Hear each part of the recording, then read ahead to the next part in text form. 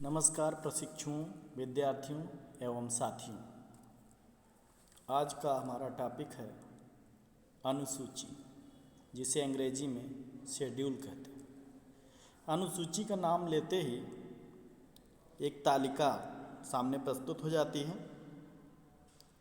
खाका जिसे कहते हैं, सारणी कहते हैं, ड्राफ्ट कहते हैं, कैटलॉग कहते हैं, जिसमें हम इच्छित सूचनाओं को भर सकें।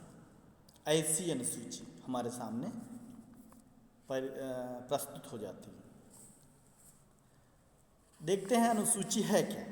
अनुसूची एक औपचारिक सूची, कैटलॉग अथवा सूचनाओं की इन्वेंट्री होती है, जिसकी सहायता से सूचनाएं प्राप्त की जाती हैं। यह एक ऐसा मापक उपकरण है जिसका उपयोग विभिन्न प्रकार की सूचनाओं को इकट्ठा करने के लिए किया जाता है। व्यवहृत उपयोग विभिन्न प्रकार की सूचनाओं की पूर्ति हेतु शोधकर्ता स्वयं करता है। इसका प्रयोग मात्रात्मक समकों के संकलन को व्यवस्थित सुविधाजनक बनाने हेतु होता है। अवलोकन तथा साक्षात्कार के वस्तुनिष्ठ एवं प्रमाणिक बनाने में यह अनुसूची बहुत महत्वपूर्ण योगदान देती है। ठीक, इसका मतलब क्या हो गया?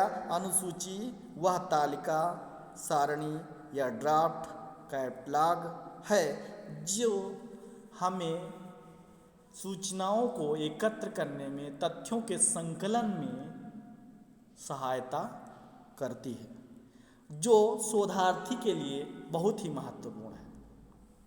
अब हम परिभाषा देखते हैं। एक परिभाषा तो गुडे एंड हार्ट की देखते हैं।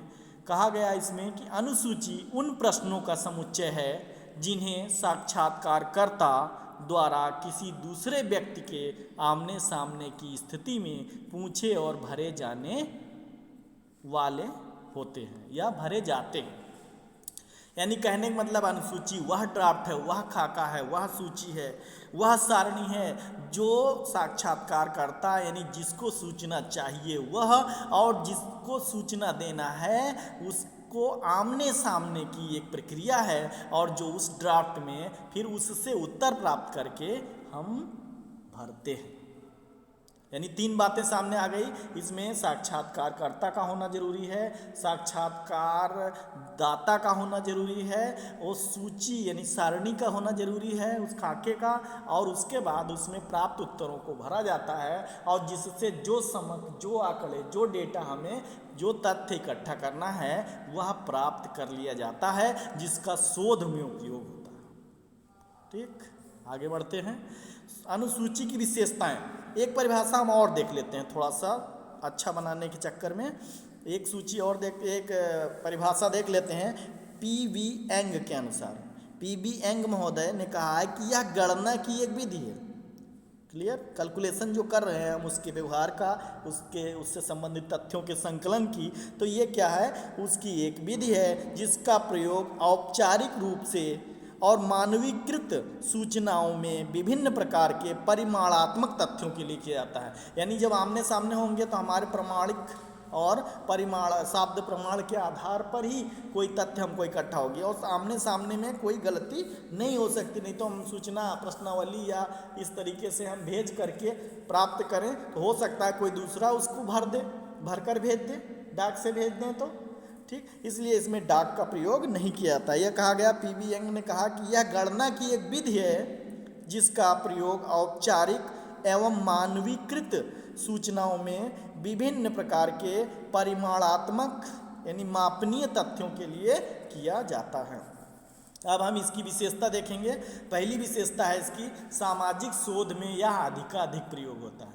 यानी जो शोध का सामाजिक प्रकार है उसमें ये सबसे ज़्यादा प्रयुक्त होती है, प्रमुखता से प्रयुक्त होती है।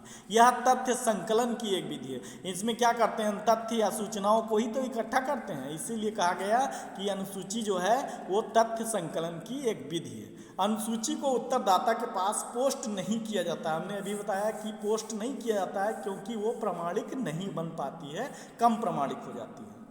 ठीक, तो इसलिए हम अनुसूची को उत्तरदाता के पास पोस्ट नहीं करते हैं। यह अवलोकन यानी कि ऑब्जर्वेशन, सामने देखना, ध्यान देकर देखना, यही होता है अवलोकन। और इसको हम सूची को प्रमाणित करने के लिए ही करते हैं। अवलोकन, साक्षात्कार माने आमने सामने की प्रक्रिया है जिसमें वार्तालाप करते हैं। उसमें भी उद्देश्यों की को पूरा करने के लिए हम जो संभाव्यता है उसको तलाशते हैं। यही तो साक्षात्कार है। जो उद्देश्य हमारे हैं वो उद्देश्य क्या इनमें मिल रहे हैं कि नहीं है, तो इसीलिए साक्षात्कार जो पर्याय है उसको समझाने के लिए किया जाता है। साक्षात्कार तथा प्रश्नावली जो बनाई जाती है उसमें भी उद्देश्य छिपे होते हैं, उद्देश्य के अनुसार ही प्रश्नावली बनाई जाती है। तो ये अवलोकन, साक्षात्कार और प्रश्नावली के गुणों को भी धारित करने का गुण रखती है ये। यानी कि अनुसूची जो है अवलोकन, साक्षात्कार और प्रश्नावली जहाँ प्रयोग हो रही वहाँ भी हम अनुसूची का प्रयोग कर सकते हैं, क्योंकि ये तीनों का गुण धारण करती है। इसके माध्यम से व्यवहारों, आदतों तथा गणना विचारों का संकलन किया जाता है। इसके माध्यम से हम क्या करते हैं, व्यक्ति का जिसके लिए अनुसूची बनाए हैं और जिससे सूचना प्राप्त कर रहे हैं, तथ्य संकलित कर रहे हैं, उसके आदत है, उसके व्यवहार है, उसका गणना है, उसका विचार है आदि का संकलन किया जाता है। और इसको विस्तार करें तो अनुसूची के माध्यम से व्यक्तिक मान्यताओं, सामाजिक अभिवृत्तियों, विश्वासों, विचारों, व्यवहारों, प्रतिमानों, समूह व्यवहारों आदि, जनगणना आदि से संबंधित तथ्यों को जुटाया जाता है। ये हो गई विशेषता हमारी। नेक्स्ट देखते हैं अनुसूची के प्रकार। अनुसूची के प्रकार में देखें तो सामान्य रूप से 6 प्रकार की अनुसूचियां हैं। पहली है अवलोकन अनुसूची। अवलोकन माने होता है ऑब्जर्वेशन अर्थात सामान्य रूप से किसी घटना आदि का, तथ्यों आदि का क्या करना, देखना, निरीक्षण करना। निरीक्षण में क्या हो जाता है कि थोड़ा ध्यान देकर देखा जाता है, और उसमें अवलोकन में सामान्य, जैसे ये विद्यालय है। अच्छा, विद्यालय में हम यदि निरीक्षण करें, ये तो सामान्य हो गया अवलोकन, ये विद्यालय है, लेकिन निरीक्षण करें तो ये किसका विद्यालय है, कौन से कोर्स चल रहे हैं, अच्छा देखें ये कौन कैसे कैसे टीचर हैं, कैसे पढ़ाई हो रही कि नहीं हो रही। इस तरीके से हम जितना ध्यान केंद्रित करते जाएंगे तो वो निरीक्षण बन जाएगा, जांच का एक रूप हो जाएगा। तो ये अनुसूची का भी एक प्रकार है। ठीक, दूसरा है मूल्यांकन। अनुसूची को और डिटेल करें तो क्या होता है कि अनुसूची का प्रयोग अवलोकनकर्ता कार्य को व्यवस्थित, क्रमबद्ध और प्रभावी बनाने के लिए करता है। इसमें प्रश्न के स्थान पर सारणी का प्रयोग किया जाता है, जिसमें विषय के अनुसार क्रमबद्ध रूप से घटती घटनाओं का अवलोकन विवरण प्रस्तुत किया जाता है और स्वयं देख कर लिखा जाता है। यह विषय क्षेत्र को सीमित करने एवं आवश्यक तथ्यों पर ध्यान देने में सहायक होता है। यह है अवलोकन अनुसूची। ठीक, इसमें हम प्रश्नावली का प्रयोग इसलिए नहीं करते हैं, प्रश्नावली में थोड़ा कठिन लगता है, लिखना पड़ता है, और जो तथ्य संकलन है वो एक दृष्टिपात करते ही समझ में नहीं आते हैं, निष्कर्ष नहीं निकाला जा सकता। और इसमें अवलोकन अनुसूची में चूँकि ड्राफ्ट होता है, ये फटाक से टेबल के अनुसार हम उसको देख लेते हैं तो समय की बचत होती है। दूसरा है मूल्यांकन अनुसूची। मूल्यांकन अनुसूची इस प्रकार की अनुसूची का प्रयोग किसी विषय के बारे में लोगों की राय, रुचि, अभिवृत्ति, विश्वास आदि का पता लगाया जाता है और स्टैटिस्टिक्स में इसका मापन में इसका प्रयोग किया जाता है, जिसे बाद में सांख्यिकीय आंकड़ों में व्यक्त कर लिया जाता है। समाजशास्त्रीय शोध में दहेज प्रथा, बाल विवाह, मादक द्रव्य व्यसन, मादक द्रव्य आप लोग जानते हैं, शराब आदि, व्यसन माने जो बुराइयां हैं मनुष्य के अंदर, उस प्रकार की गंभीर और मनुष्य को निर्बल बनाने वाली समस्याओं को समाप्त करने के लिए कारकों का एकत्रीकरण किया जाता है, या उसका अध्ययन के उद्देश्य से इसका मूल्यांकन अनुसूची का प्रयोग होता है। अब है संस्था सर्वेक्षण। संस्था सर्वेक्षण माने विभिन्न संस्थाओं की कार्यप्रणाली देखना हो, समाज में उनकी स्थिति जानना हो, ठीक है, उनकी तुलना करना हो, तब उसका प्रयोग होता है। धर्म है, परिवार है, शिक्षा है आदि के पक्षों में इस विधि का बहुत ही उपयोग होता है।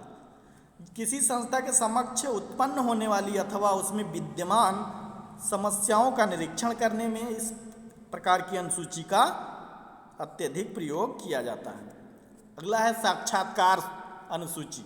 साक्षात्कार अनुसूची माने जो साक्षात्कार एक अलग है विधा और ये साक्षात्कार अनुसूची अलग विधा है। तो साक्षात्कार में हम क्या करते हैं, संरचित और असंरचित दो प्रकार होते हैं, लेकिन संरचित जो साक्षात्कार है वह एक प्रकार का साक्षात्कार अनुसूची का रूप ले लेता है। इस प्रकार की अनुसूचियों में सूचनाएं प्रत्यक्ष साक्षात्कार के द्वारा इकट्ठा की जाती हैं। इसमें निश्चित प्रश्न और खाली सारणी दी होती है, जिसमें साक्षात्कारकर्ता सूचना दाता से उत्तरदाता से पूछकर भरता है, या उत्तर उसके लिए तथ्य का संकलन का कार्य करता है, सूचनाओं को देने का कार्य करता है, और जिसका वह समस्या के संदर्भ में विश्लेषण और वर्गीकरण कर लेता है। इसके द्वारा विश्वसनीय और प्रमाणिक सूचनाएं प्राप्त होती हैं। व्यक्तिगत संपर्क के कारण इसमें अनुसंधानकर्ता सूचना दाता को सूचना देने के लिए प्रेरित भी करता है बीच बीच में। जैसे यदि हम प्रेरित नहीं करेंगे तो वो उत्तर देने में रुचि नहीं लेगा, जब प्रेरित करेंगे तो उत्तर देने में रुचि लेगा। प्रेरणा बहुत महत्वपूर्ण है। अगला है हमारा प्रलेखीय अनुसूची। यह अनुसूची क्या होता है, प्रलेखीय माने जहाँ लिखित दस्तावेज हों उसमें से हम कुछ सूचनाओं को इकट्ठा करें, उसे ही हम प्रलेखीय अनुसूची करते हैं। उनमें से इकट्ठा करके हम एक ड्राफ्ट रखें और ड्राफ्ट में भर लें। ठीक है, जैसे किसी विद्यालय की हम प्रलेखीय अनुसूची देखें तो देखें 2011 का कौन सा कितने पास आउट थे और 12 में ये विद्यालय कब से चला आदि आदि को हम एक डेट खाका जो होगा उसमें भरते जाएंगे तो एक दृष्टिपात करते ही हमारी पूरी सूचना नज़र आ जाएगी, जो उसका अनुसंधान में हम प्रयोग कर लेंगे। आगे कहाँ कमी थी, क्यों बीच में एडमिशन कम हुए, अब ज़्यादा हो रहे हैं, बीच में पहले जो बैग ज़्यादा आती थी अब क्या, ये सारी चीज़ें अनुसंधान में हम इसका प्रयोग कर सकते हैं। यह अनुसूची विधि लिखित स्रोतों से सूचना एकत्र करने में प्रयोग की जाती है। ये स्रोत मुख्यतया आत्मकथा है, डायरी है, सरकारी और गैर सरकारी अभिलेख हैं, पुस्तकें हैं, प्रतिवेदन माने रिपोर्ट्स, अखबार आदि का हो सकता है। इसमें विषयों से संबंधित प्रारंभिक जानकारियों को इकट्ठा कर प्रलेखीय अनुसूची की रचना कर ली जाती है और उसका हम प्रयोग आगे आवश्यकता अनुसार कर सकते हैं। अब विभिन्न विद्वानों ने वस्तु सूची को नहीं माना है अनुसूची, लेकिन वस्तु सूची का सामान्य रूप से प्रयोग होता है। इस इन्वेंट्री इसको कहते हैं। इन्वेंट्री वस्तुओं की एक सूची होती है और अक्सर इसे किसी कार्य के लिए समूहीकृत किया जाता है जिससे वह संबंधित होते हैं, जैसे कि व्यापार या कार्य। इन्वेंट्री का उपयोग अक्सर व्यक्तित्व लक्षणों, व्यावसायिक प्रवृत्तियों को मापने के लिए किया जाता है।